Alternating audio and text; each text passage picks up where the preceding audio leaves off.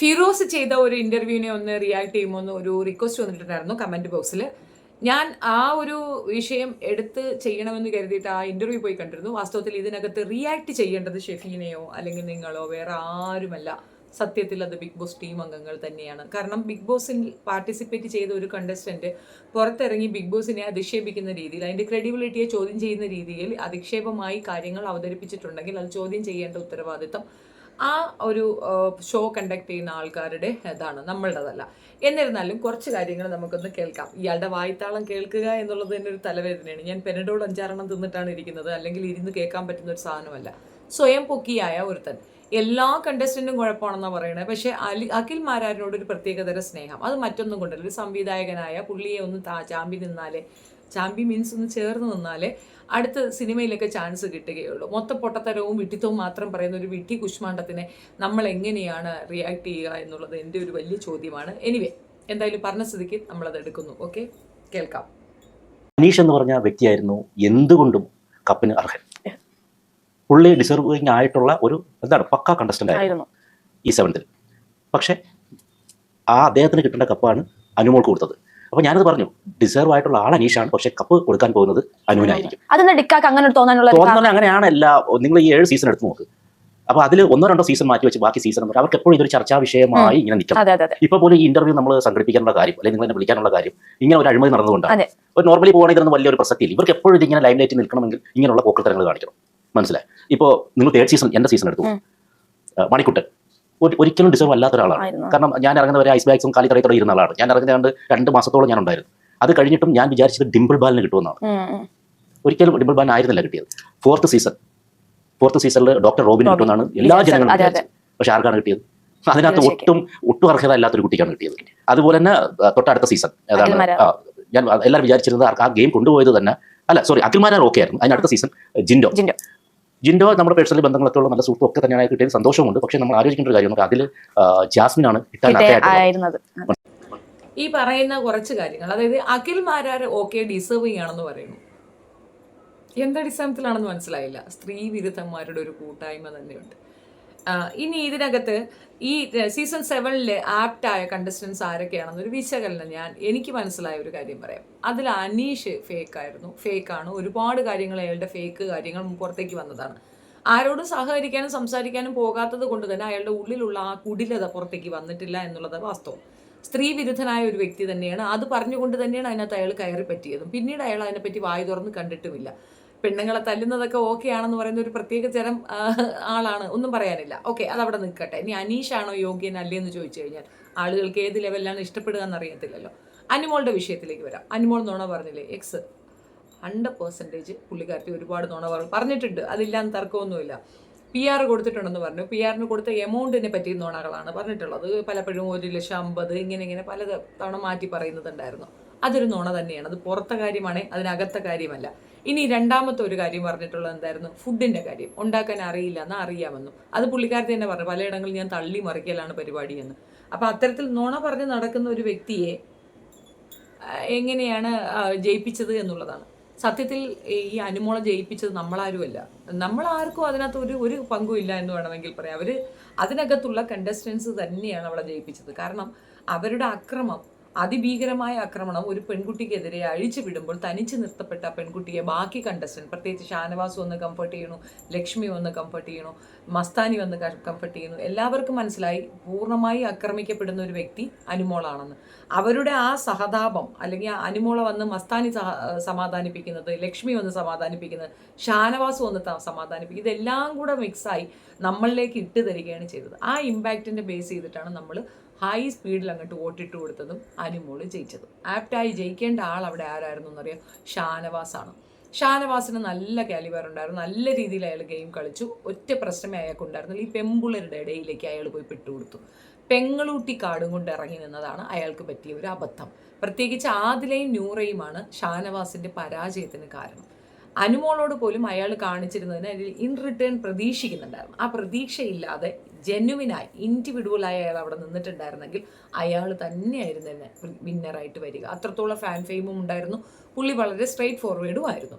ഇതിനകത്ത് നെവിൻ കൃത്യമാണ്. നെവിനും ഷാനവാസും തമ്മിലുള്ള ഒരു ഇഷ്യൂ ഉണ്ടല്ലോ, ഒരു പാലെറിഞ്ഞ കേസിൽ. അതിലാണ് ഷാനവാസിന് കയ്യിൽ നിന്ന് പോയത്.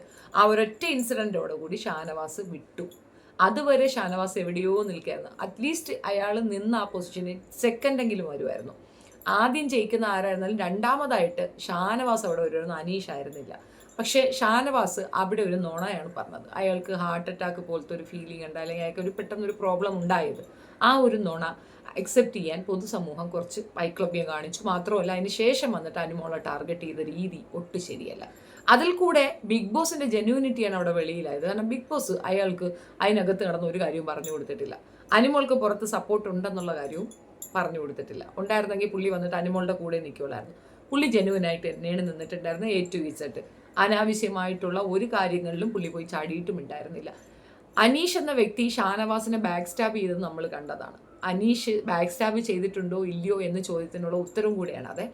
കാരണം ഏറ്റവും ഇമ്പോർട്ടൻ്റ് ആയി അയാൾ തഴയപ്പെടുകയും അവഗണിക്കപ്പെടുകയും ഒറ്റപ്പെടുത്തപ്പെടുകയും ചെയ്ത സമയത്ത് അയാൾ വന്ന് അനീഷിനോട് സംസാരിക്കുകയാണ്. സൗഹൃദത്തിൻ്റെ പുറത്ത് അയാൾ ഒരുപാട് കാര്യം പറഞ്ഞു കൊടുക്കുന്നുണ്ട്. ആ ഒരൊറ്റ ഒരു എപ്പിസോഡിൽ ആ ലൈവ് ഫുൾ അവർ രണ്ടുപേരെയും മാത്രം ടെലികാസ്റ്റ് ചെയ്ത ഒരു സംഗതിയായിരുന്നു. അതിൽ കൂടെ അയാൾക്കൊരു കംഫർട്ട് സോണിലേക്ക് പോകുന്നതിന് പകരം അയാൾ ഈ മുതുകിൽ നിന്ന് കുത്തിയത് അനീഷാണ്. പക്ഷെ അത് ആരും എടുത്ത് പറഞ്ഞില്ല. കാരണം അനീഷിന് അത്രയും ഫാൻസ് ഉണ്ടായത് കൊണ്ടാണ്. അപ്പം അനീഷ് അത്ര നല്ല വ്യക്തിയാണോ എന്ന് വെച്ചാൽ ഒരിക്കലുമല്ല. നുണകളുടെ വലിയൊരു കൂടാരം തന്നെയാണ് അനീഷ്. അനീഷ് ഒരുപാട് നുണകൾ പറഞ്ഞിട്ടുണ്ട്. അനീഷ് ഇപ്പോഴും ഇവരുടെ ആരുടെ കൂടെയും ചേർന്ന് പോകാൻ തയ്യാറുമല്ല.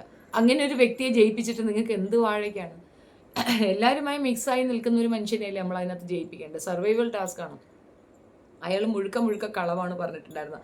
അയാളൊരു കോമണ്ടർ ആണെന്നും അതിൻ്റെ പേരിൽ സാധാരണക്കാരുടെ ജനങ്ങളുടെ ഒരു വോട്ടിന് വേണ്ടിയിട്ട് അയാൾ ഭയങ്കരമായിട്ട് ശ്രമിച്ചിട്ടുണ്ടായിരുന്നു. സോ ബേസിക്കലി എനിക്ക് അനീഷ് സ്ത്രീ വിരുദ്ധ പറഞ്ഞത് ഒന്നുകൊണ്ട് മാത്രമാണ് എനിക്ക് അനീഷിനെ ഇഷ്ടമില്ലാത്തത്. ബാക്കി ഒന്നും ഞാൻ ആഡ് ഓൺ പറഞ്ഞേ ഉള്ളൂ. ഒരുപാട് കാര്യങ്ങൾ നമുക്ക് പറയാനാണെങ്കിൽ ഉണ്ടാകും എന്നുള്ളതാണ്. ഇനി ഇയാളുടെ വായ്ത്താളം കുറെ കൂടെ കേൾക്കാം.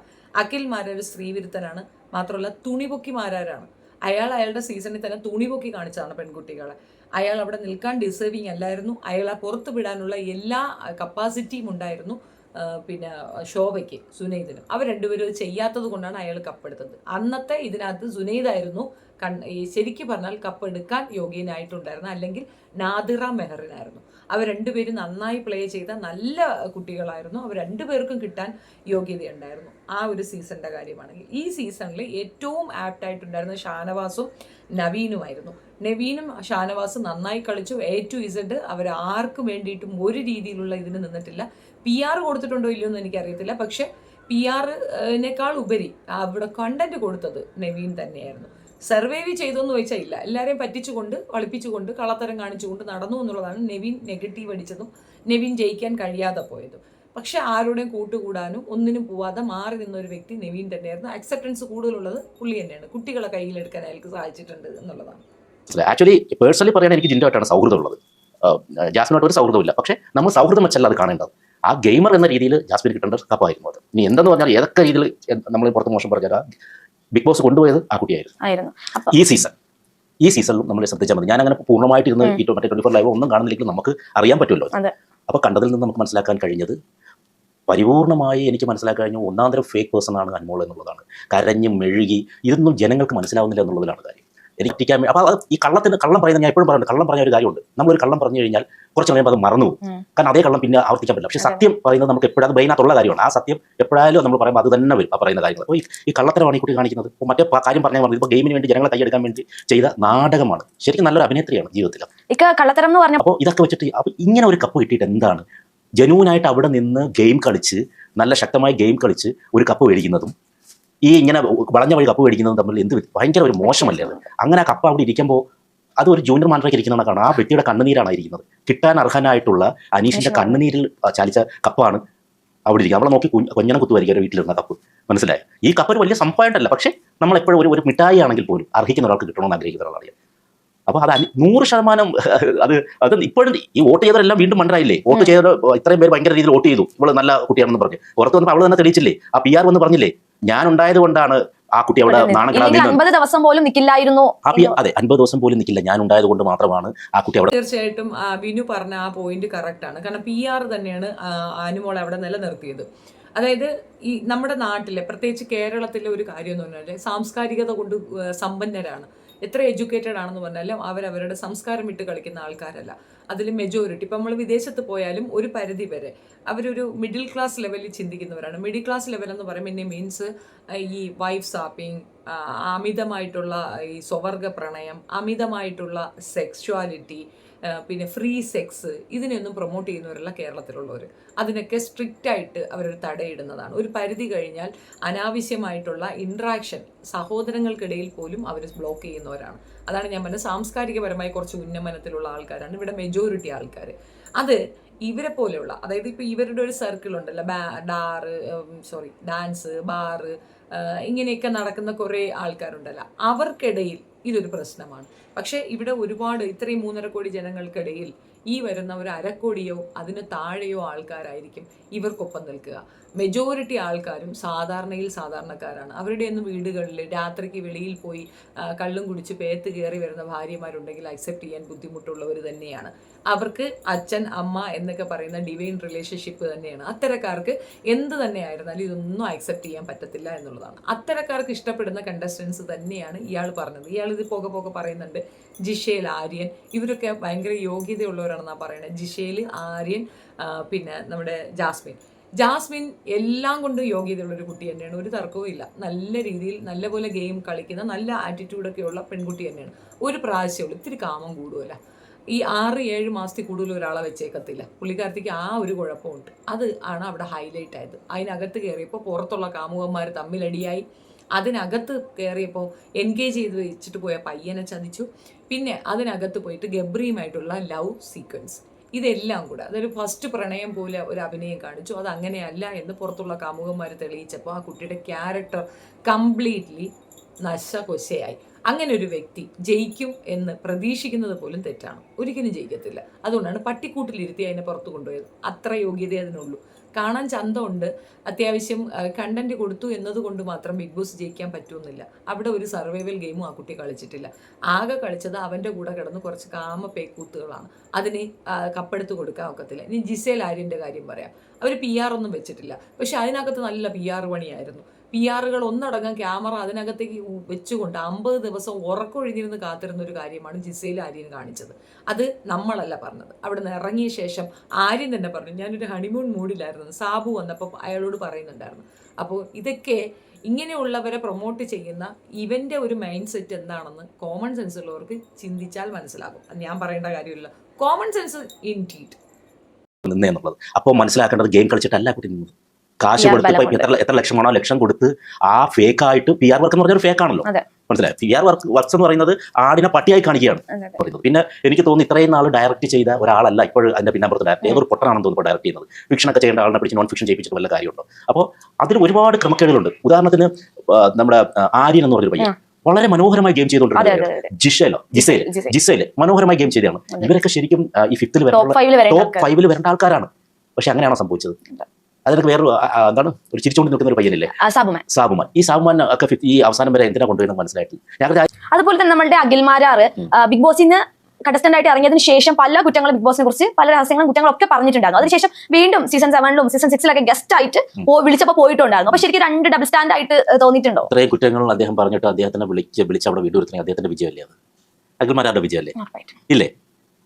അപ്പൊ അവർക്ക് അതേ ഉള്ളൂ. അവരെല്ലാം അതുകൊണ്ട് മനസ്സിലാക്കുക, അവർ ഈ ബിസിനസ്സാണ് അവരെ സംബന്ധിച്ച്. അവരെല്ലാം കാണുന്നത് അവരുടെ മുഖത്തിന് കൈവാരി തേച്ചാൽ അവർക്ക് വിഷയമില്ല. പണം, ബിസിനസ് ചെയ്യുക, ഒരു കോപ്പറേറ്റീവ് കമ്പനിയുടെ അത്രേ ഉള്ളൂ.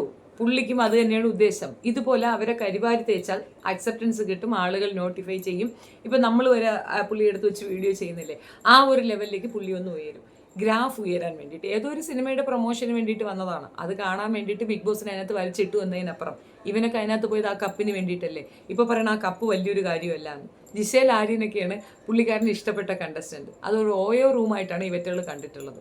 ഇവനും ഫാമിലിയോട് കൂടിയല്ലേ അതിനകത്ത് പോയത്. അത്തരത്തിലുള്ള കാഴ്ചകൾക്ക് കാണാൻ ആഗ്രഹിച്ചിരുന്നവർക്ക് അത് ഓക്കെ ആയിരിക്കാം, അല്ലാത്ത പക്ഷമൊന്നുമില്ല. അനുമോള് ജയിക്കാനുള്ള കാരണം ഇവരൊക്കെ തന്നെയാണെന്ന് ഞാൻ റിപ്പീറ്റഡ്ലി പറയും. പിറകെ നിന്ന് വിശ്വസിച്ച് നിന്നത്, അവൾ അഭിനയിച്ച് നിന്നോ എന്തു ചെയ്തോ, അവളുടെ നെഗറ്റീവ്സ് വരാതിരിക്കാൻ അവൾ മാക്സിമം ശ്രമിച്ചിട്ടുണ്ട്. ആ നെഗറ്റീവ്സ് ഇല്ലായ്മ കൊണ്ട് തന്നെയാണ് ആ കുട്ടി രക്ഷപ്പെട്ട് പുറത്തേക്ക് വന്നത്. കാരണം മിഡിൽ ക്ലാസ്സുകാരുടെ ഭാഷയാണ് അവൾ സംസാരിച്ചത്. ഞങ്ങളുടെ വീട്ടിലൊക്കെ ഇങ്ങനെയാണ്, അച്ഛൻ അമ്മ എന്നൊക്കെ തന്നെയാണ് ഞങ്ങൾ വീട്ടിലുള്ളവരെ വിളിക്കുക, അല്ലാണ്ട് അതിന് പകരം മറ്റൊരു ലെവലിലേക്ക് ഞങ്ങൾ പോകാറില്ല. അങ്ങനെയുള്ളവർ ജയിപ്പിച്ചതാണ് അനുമോളെ. പിന്നെ അവൾക്ക് പൊതുസമൂഹത്തിൽ അക്സെപ്റ്റൻസ് കിട്ടുന്നില്ല, ആളില്ല, ആരും വന്ന് അവളെ കുക്കി വിളിക്കുന്നില്ല, ബഹളം വെക്കുന്നില്ല, ഇതൊക്കെയാണ് പറയുന്നത്. അതിൻ്റെ ഒന്നും ആവശ്യം ആരും ആഗ്രഹിക്കുന്ന പോലുമില്ല. ആ കപ്പ് കിട്ടിയത് തന്നെ അത് ഏറ്റവും വലിയ പ്രിവിലേജാണ്. അത് അതിന് കിട്ടിയില്ല. ഇത്രയും ആളുകൾ ഭയങ്കര കൗതുകത്തോട് പ്രാർത്ഥനയോടുകൂടി കരച്ചിലോടുകൂടി കണ്ടുകൊണ്ടിരുന്ന ഒരു സെക്ഷനായിരുന്നു അനുമോൾ ജയിക്കുക എന്നുള്ളത്.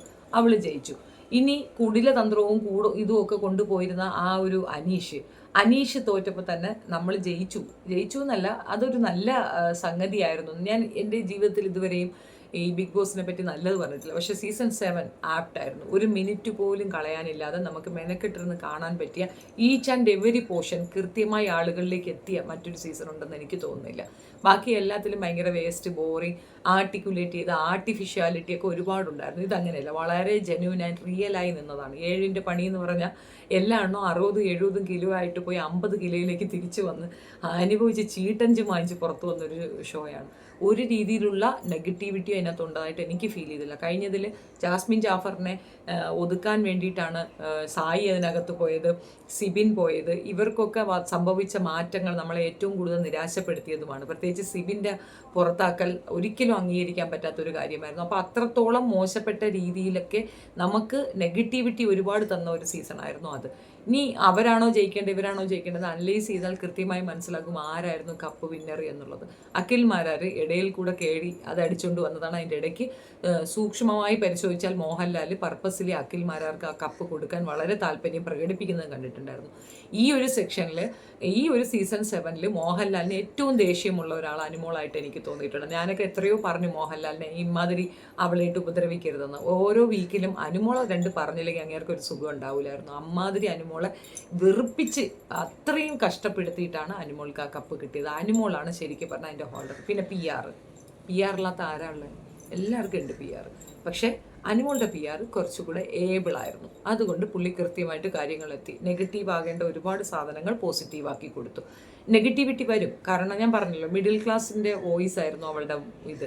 അത് ഇഷ്ടപ്പെടാത്ത അപ്പർ ക്ലാസ്സും അതുപോലത്തെ കുറേയധികം ഫ്രീ സെക്സിൻ്റെ സ്വവർഗാനുരാഗികളുടെ അല്ലെങ്കിൽ ഓപ്പൺ സെക്സിൻ്റെ ക്രിഞ്ചടിച്ച കുറേ എണ്ണത്തിൻ്റെയൊക്കെ വക്താക്കളായ കുറേ എണ്ണം പുരോഗമനവാദം, കപട പുരോഗമനവാദം പറയുന്ന പുരോഗമനവാദികളുടെ ആൾക്കാർക്കൊന്നും ഇഷ്ടപ്പെടാത്ത ഒരു പ്രത്യേക ഇത്. അത്രയേ ഉള്ളൂ. എൻ്റെ ഒരു അനലൈസേഷൻ ഇതാണ്. നിങ്ങളുടെ അഭിപ്രായം കമൻറ്റ് രേഖപ്പെടുത്തുക. വീഡിയോ ഇഷ്ടപ്പെടുകയാണെങ്കിൽ like, share and subscribe my channel. Thank you. ഇഷ്ടപ്പെടുകയാണെങ്കിൽ ഹൈപ്പ് ചെയ്യണേ.